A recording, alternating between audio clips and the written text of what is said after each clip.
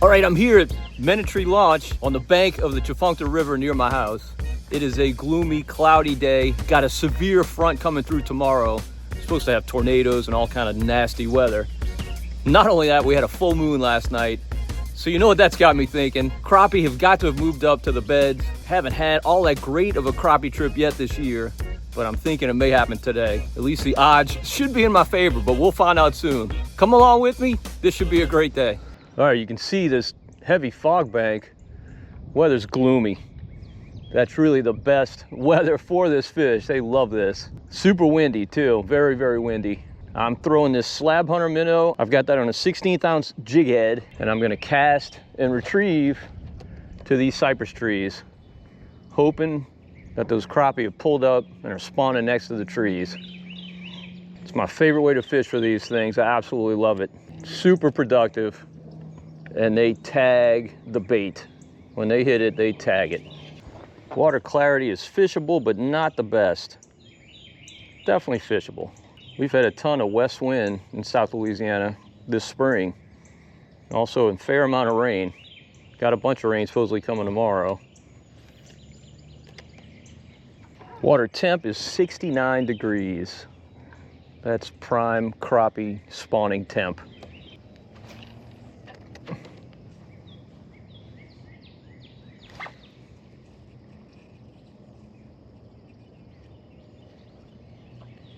Oh, one charged at me. Shoot, he swiped at it right at the boat. I thought I had a little bump, kind of set the hook. He obviously missed it the first time and came back to get it. Missed it the second time.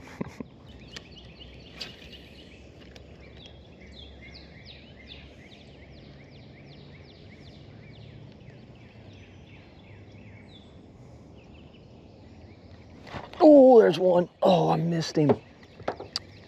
That was a really, really good hit. Oh, he was hooked up for a second.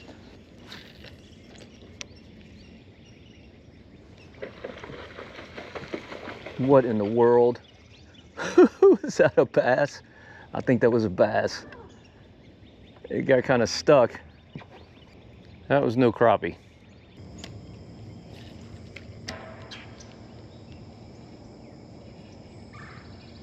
Oh, there we go. Oh, stupid gar.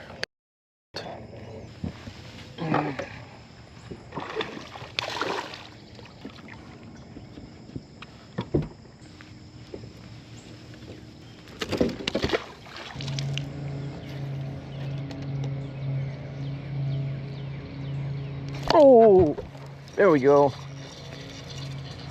That's not a big one, but it's the right species. He smacked it too. That's what they do. Man, that's borderline, but he's a keeper. Bigger than any brim you'd keep. Even a fish that size, when he hits using this technique, it's unmistakable. You're not gonna wonder whether you got hit or not.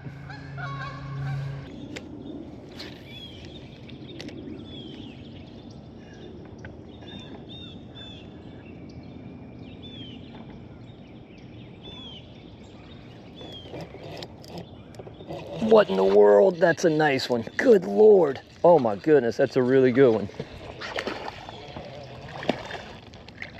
All right. That's a big old tank. And believe it or not, that fish just loaded up. He didn't hit hard at all. Wow. I kind of thought I was snagged on a little twig or something. Good Lord, that's a nice fish.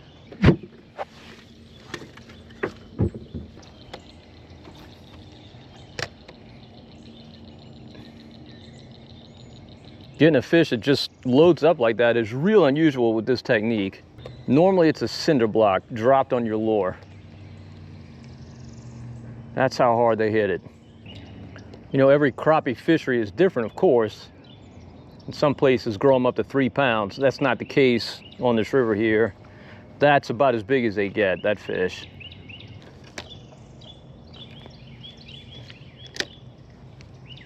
And I know a lot of you like to target them under corks. Certainly very effective.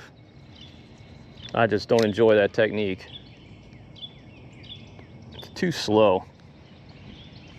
I like covering water, casting and retrieving, and feeling those fish just tag the bait. So this slab hunter minnow, I feel like, is the key to this technique. This tail provides a ton of action. See, it's kind of a forked tail, it's got flat paddles, and it just really moves a lot. Now, I like the bigger of the two. There's two different sizes. One that I suspect would be good for brim fishing, but this one to me is the best crappie size.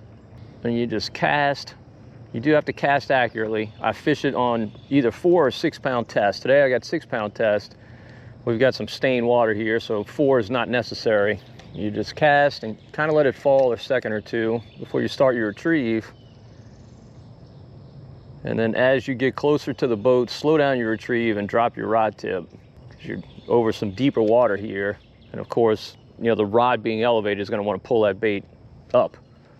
And you got to kind of play with the retrieve speed. A lot of it depends on your gear ratio of your reel. You just got to find what they want that day, and it differs from day to day, just depending on where the fish are holding.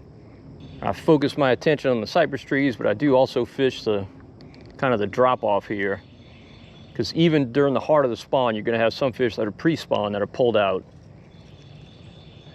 and those fish will be aggressive.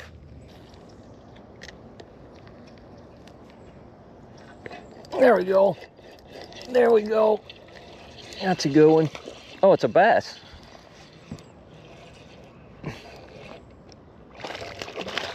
Oh, goodness. It's a nice bass. I mean, he's not a lunker, but he's nice for what we're doing. Whew, look at that. He's very unlucky. Sorry, dude. Yeah, so the bass also love this technique. The swamp is so pretty. In the springtime, we got these red things blooming. I think it's like a red maple. And like you get the spring green. You can see through the swamp just like that new spring green, just beautiful. I'm looking at the cypresses and they're definitely not sprouting yet, but it's coming. March is a great month to fish in here. So is April. So is May. It just kind of changes. In May, you catch a lot more. Well, really in April, you start catching a lot more bluegill. And then in May, it's almost exclusive. Oh, goodness. Oh, I missed him. Oh, he smacked it. He smacked it. That was a really good hit. Oh, there he goes. I threw it in his mouth. He was waiting for it. Oh, it's a good one. No, no. Oh, my goodness. It's another bass. It's another nice bass.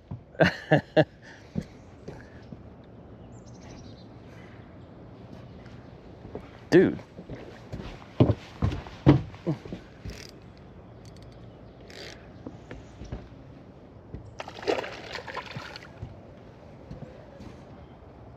I mean, with this light line and that soft wire hook, even though, I mean, obviously this isn't a trophy bass, but he's kind of big for all this. So I gotta play him out. I don't know if I can hoist this fish or not. He's about to jump again. I got him. Nice largemouth bass. Look how deep he took it. That's got to be what hit me. I mean, as soon as I threw back in there, he smacked it. All right. Now get mad at me if you want. I keep bass this size. They're really good to eat. And it's a nice compliment to those crappie that we got in there. So he's coming home. Well, now it's starting to rain. That's really nice. There wasn't any rain in the forecast. What are you gonna believe, the weatherman or your lying eyes? All right, I didn't get to fish as long as I wanted.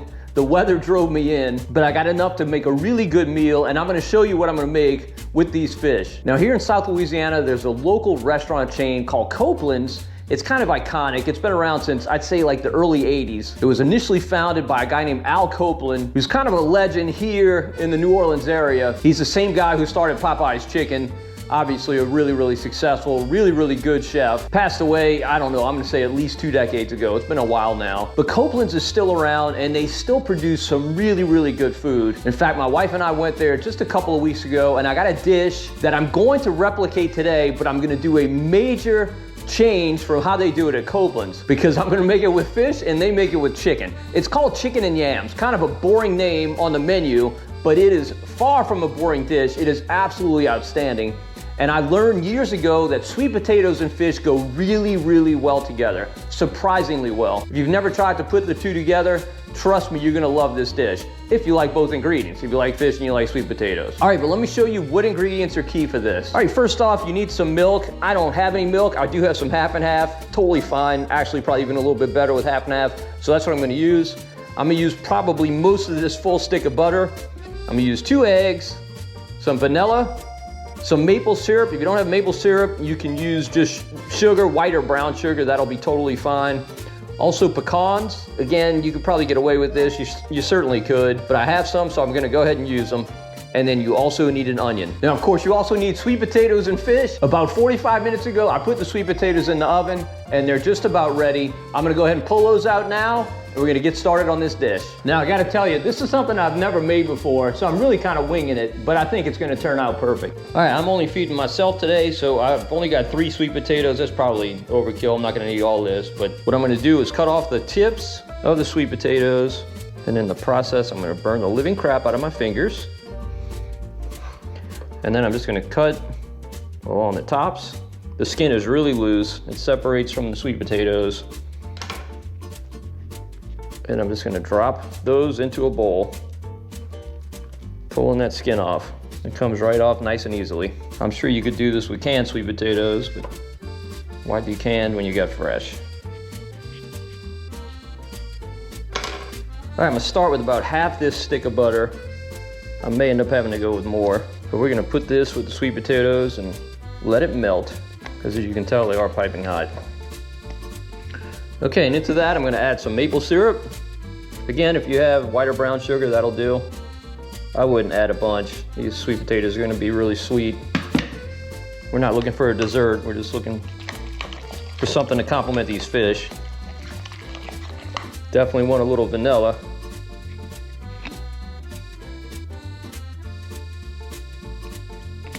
Now, if you're a bourbon drinker, definitely I'd add a little bit of bourbon in here. I don't have any. And just a little bit, just to add a hint of that bourbon essence. Smells really good. Okay, now we're gonna add some half and half. Again, milk is fine if that's what you got. We may have went a little heavy on that, but should be fine. We're gonna put some eggs in here in a minute and that'll thicken it up. All right, I'm putting the eggs in a separate bowl so I can whip them a little bit. Now I should note that I've got my oven going at 350. I'm gonna put this into a dish and put that in the oven while I prepare the fish. Okay, we just lightly beat these eggs. Not much at all. We're gonna dump that in and quickly stir it in to our sweet potatoes. All right, that's right about the right consistency that I was hoping to get, and it'll set more when I put it in the oven. All right, got this old Corningware. It's just about the right size. We're gonna dump our mixture in that. First, I'm gonna go ahead and grease this. I don't know how much this is gonna stick, so I'm gonna go ahead and use this butter to grease this Corning. All right, there we go. There's our sweet potatoes. We're gonna get those in the oven. All right, I'm gonna go ahead and get my onion ready. I'm just gonna go ahead and caramelize this with some butter, salt, and pepper. That's it. Now, this does take a while. In fact, I'm kind of sitting here thinking, I probably should have started with this, but I got a timer set for that sweet potato mixture of 30 minutes. I don't know that it's gonna go that long. I may pull it out before then, but these will definitely be ready within 30 minutes. Now, you don't have to chop this onion fine at all. All right, I'm gonna put some butter in the pan. Ooh, might be a little hot. And go ahead and throw our onions in there. All right, while those are cooking, I'm gonna go ahead and toast these pecans. Again, you really don't need this part. The dish at Copeland's did have pecans. They were kind of maybe even a little bit candied. I'm not gonna do that. I'm just gonna go ahead and roast them in the oven. Don't need a ton of pecans, just about that much. I'm gonna go ahead and cut these a little bit. All right, I've been on a kick lately using this Louisiana fish fry Cajun seasoning, so I'm gonna continue with that. I'm just gonna sprinkle that on the flat side of my fish. That's the side I put down first in the pan. Don't need to season both sides, just one side. All right, I do all my searing of fish and homemade beef tallow. I just use this artichoke heart jar. Once you start using tallow, you'll never go back to regular oil. It's definitely a game changer. You can buy it online. I used to buy it from Amazon. Now I make it myself. I'll smoke a brisket every 3-4 weeks, and I'll just render the fat that I trim off of that brisket and filter it and make my own tallow. You can look up recipes online as to how to make tallow. It's really not all that hard at all. Store it in your fridge. And you know, the advantage of the way that I do it is I do it on my smoker, so the tallow kind of gets that infusion of smoke and just adds just really good flavor to everything. And it's really forgiving, very, very forgiving. You get like a really nice sear on fish, chicken, beef, anything you want to cook in it. So start making some tallow if you think about it. If not, if you don't have time, whatever, order from Amazon. Trust me, you will not regret it. All right, our onions are getting close, and my cast iron skillet that I'm gonna cook the fish in is smoking, so we're all ready. Go ahead and add some tallow to this pan. And then we add our fish. Smells great in here. We're gonna be feasting soon. I often think about how much work goes into cooking, and like the enjoyment of actually eating is what, 10 or 15 minutes? You might spend 2 hours on a dish getting it ready. Well, I gotta tell you, this one has taken me not very much time at all. I mean, you've seen everything that I've done. It's really a quick dish. Now, I don't know yet if it's gonna be as good as what I had at Copeland's. I have a sneaking suspicion it is, because I love all the ingredients that I've used in this dish. I'm really excited to eat this. All right, as you can tell, our onions are right about perfect. Nice and caramelized. All right, nice sear in these fish.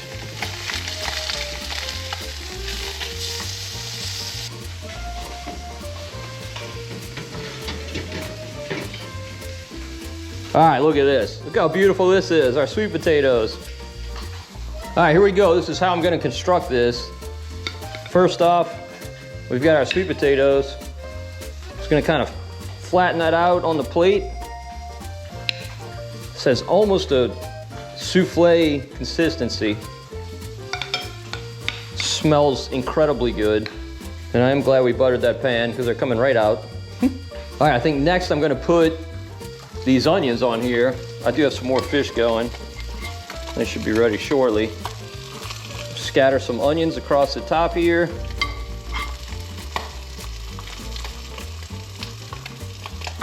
Like yay. Top that with some fish fillets. Like so. And then last but not least, we're gonna throw some toasted pecans on there. Pan's a little hot. Like that. How does that look? Not too shabby. All right, here we go. Let's sample it. Now, caution, of course, there's nothing hotter than a hot potato. True for the sweet potato as well. So be careful sticking this in your mouth. And I can tell it's still very, very warm.